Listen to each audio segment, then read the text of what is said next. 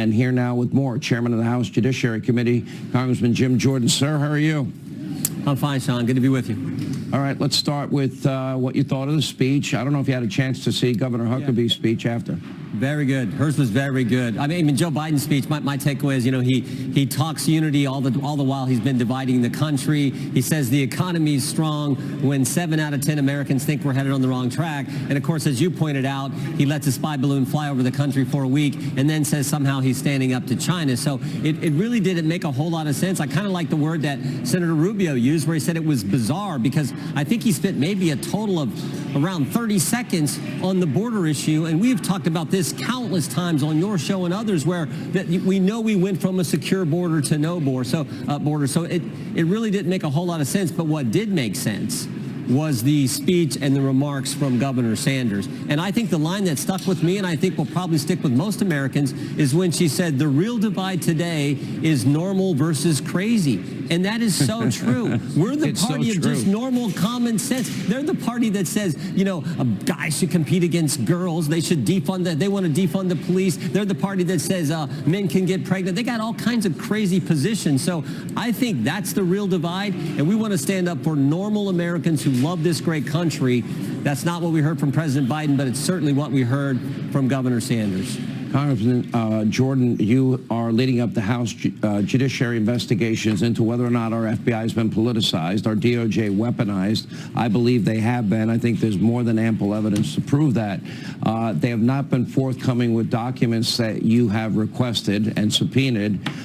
You have now sent out, according to News Tonight, subpoenas to Merrick Garland, Chris Wray, Miguel Cardona, and also the 51 intelligence officials that lied to the American people and said that Hunter Biden's laptop had all of the signs of Russian disinformation. They said all of that without any examination of that laptop at all. It came out of whole cloth, which means to me that it was political.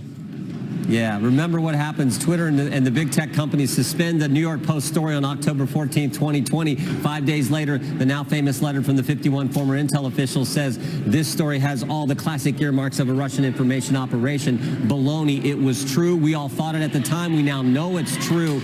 But that became the basis for them to suppress that story and keep it from the American people. We, the people, just days before the most important election we have. So we want to know who they talked to, how they came to that conclusion in that letter. And we had today our first whistleblower actually testify, sit down for a transcribed interview. We learned some very important information in that interview. We have our next one coming in 2 days, another one coming next Monday. So now we're beginning to talk to these whistleblowers that came forward. We can now bring them in and depose them and get the facts for the country. And we plan on making those facts available. Will we hear from them ourselves? Will these be public at some point? Yeah, we think many of them are going to want to testify. We certainly want them to. You work with these, you bring them along, but we think that will happen. Many of them, as we pointed out, Sean, have been retaliated against. Many of them have lost their security clearance. Some have been suspended. Some have had to resign. It's really terrible what's happening. So I'm glad now we're finally getting to the point where we can bring them in for interviews and get the facts on the table. We watched the president tonight that mumbled and stumbled and even slurred at times and was yelling at other times. What was your impression in the room watching him give that speech in terms of, is he strong enough to be the president? Or do we have a president that is weak and frail and a cognitive mess?